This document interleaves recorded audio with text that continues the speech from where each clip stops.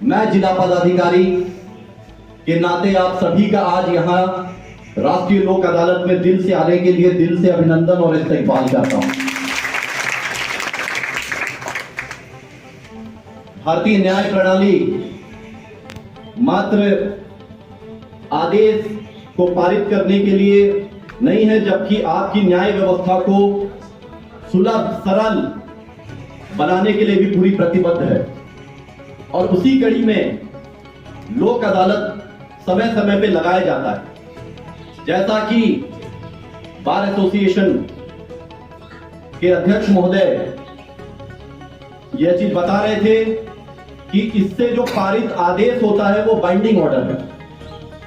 Section 21 में ये legally binding order है और इसकी अपील नहीं है।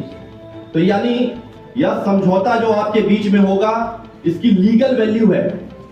और मैं हर लोक अदालत में एक ही चीज बोलता हूं कि आपको एक ही जीवन मिला हुआ है।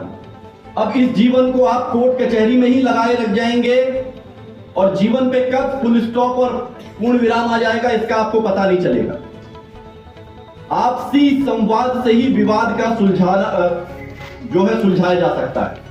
आप कोर्ट कचहरी में लड़ते रहेंगे, कोर्ट कचहरी में केस लड़ने में आखिरी में किसी की जीत होती है, किसी की हार होती है, लेकिन उस जीत और हार में आपको अंदर से संतुष्टि नहीं मिलती, क्योंकि हारने वाला व्यक्ति फिर लड़ता है, फिर ऊपर जाएगा, फिर किसी ना किसी की जीत होगी या हार होगी, फिर हारने वाला व्यक्ति फिर और ऊपर जाएगा।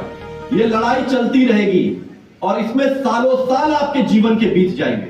आखिरी में जब आप एकदम हाईएस्ट कोर्ट से भी अपना निर्णय लेके आ जाएंगे और फिर भी अगर आप दोनों व्यक्ति बचे रहेंगे और बैठ के एक दूसरे की तरफ देखेंगे तो दोनों की निगाहों में जब आप झांक रहे होंगे तो उस झांकती हुई निगाह आपको यही बोलेगी कि आप दोनों जीवन में हार गए। ये मौका आपको मिल रहा है लोक अदालत के तहत कि आप आपसी सामंजस्य, समन्वय और संवाद से आपसी विवाद का निपटारा करें।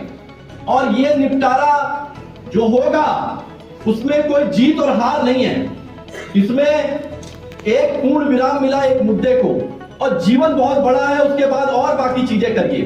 कोर्ट कचहरी में लगे रह जाएंगे तो जीवन यहीं फंसा रह जाएगा। जितने हमारे जुडिशियल ऑफिसर्स हैं, जितने हमारे जजेस हैं, वो दिन रात परिश्रम मेहनत करके भी आपके सभी केसेस का सुलझा नहीं सकते, क्योंकि अभी इंसान है। आप केस पे केस आता रहेगा, कितने केस की सुनवाई एक दिन में करेंगे। जब आप छोटे छोटे केसेस को लोक अदालत में निपटारा कर देंगे, इनके ऊपर केसेस का दबाव कम होगा। जब इनके ऊपर केसेस का दबाव कम होगा तो वाकई में जो समाज के दुश्मन हैं उनके ऊपर सजा देने के लिए इनको समय ज्यादा मिलेगा।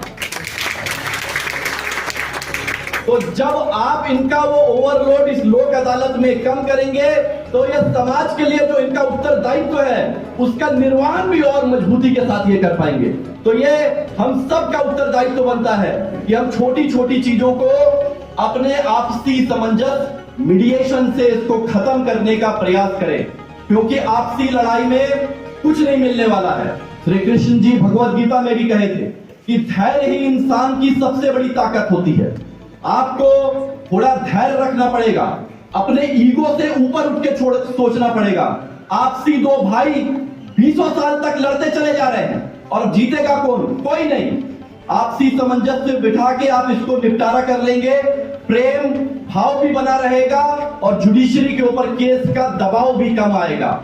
इसलिए आज की डेट में जो आपका सबसे बड़ा दुश्मन है वो आपका अपना ही ईगो है। हम इसी ईगो के चक्कर में कोर्ट कचहरी में अपने सगे संबंधियों से लड़ते रहते हैं, सिस्टम से भिड़ते रहते हैं। ये सिस्टम को भी सोचना है और आपको भी सोचना है कि हम इस ईगो को खत्म करें, संवाद करें और विवाद का निपटारा करें और आज की इस लोक अदालत में ज्यादा से ज्यादा लाभ उठा के जाएं। बहुत बहुत धन्यवाद।